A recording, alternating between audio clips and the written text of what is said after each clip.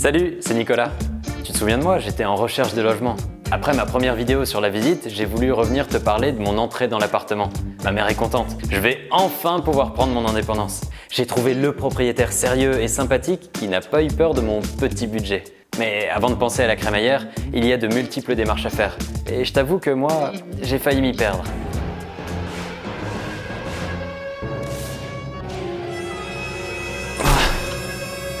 Tu n'as rien compris? T'inquiète pas, on va tout reprendre étape par étape. Alors, le dépôt de garantie. Le dépôt de garantie, c'est mieux en cash. S'il vous plaît.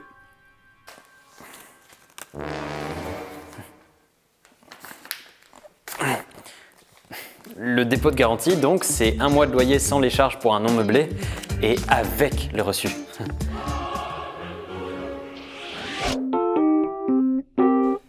Pas de bras, pas de chocolat, pas d'attestation, pas de clé.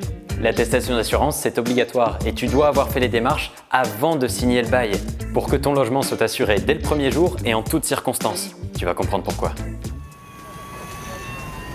Oh Dieu, c'est pas mon appart ça. Ah si, c'est mon appart qui brûle. Excusez-moi, c'est à vous l'appart en Ouais. feu là? J'espère que vous avez une bonne assurance parce que sinon c'est tout à votre charge. Mais non, j'ai pas d'assurance, moi, pourquoi faire? Vous êtes monsieur Nicolas? Oui, ne vous inquiétez pas, avec votre assurance, tout sera pris en charge. Oh merci.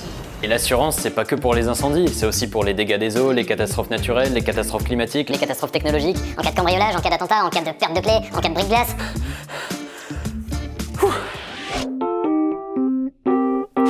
Le jour J ou avant, tu signes le contrat de location. C'est très important. C'est long, mais tu dois absolument tout lire avant de signer. Si tu lis pas tout, méfie-toi, j'ai entendu des histoires pas très nettes. C'est ce qu'on appelle les clauses abusives.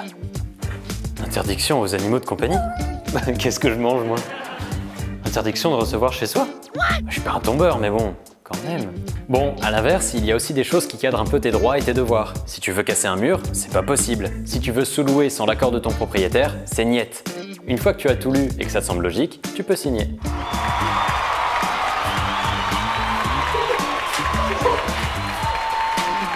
En plus du contrat, il y a des annexes obligatoires, comme par exemple le DPE, le diagnostic de performance énergétique. Le mien est en D. C'est une bonne isolation. L'état des lieux. Deuxième étape très importante pour toi.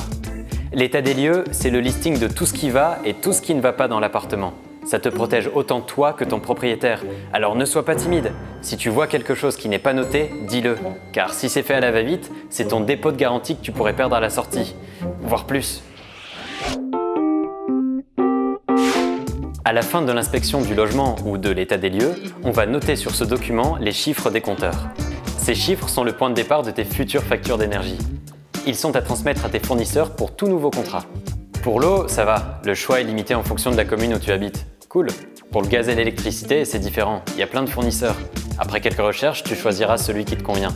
Tu peux trouver des infos sur le site énergie-info.fr ou sur des comparateurs en ligne. Et tu peux même te rendre physiquement dans un point info énergie pour être conseillé. Dans mon nouveau logement, j'ai des compteurs connectés. Du coup, je peux suivre ma consommation en direct avec une application sur mon téléphone. Ouais, je sais, c'est la classe. Bon, là, ça y est, j'ai mes clés. Tu l'as compris, l'entrée dans le logement, c'est pas si compliqué, c'est simplement des petites démarches mis bout à bout. Si tu as des questions, tu les poses et n'hésite pas à demander conseil, c'est très important. Allez, bon courage à toi, n'hésite pas à partager, liker, commenter et t'abonner si c'est pas encore fait. Moi, j'ai des cartons à déballer. Allez, ciao!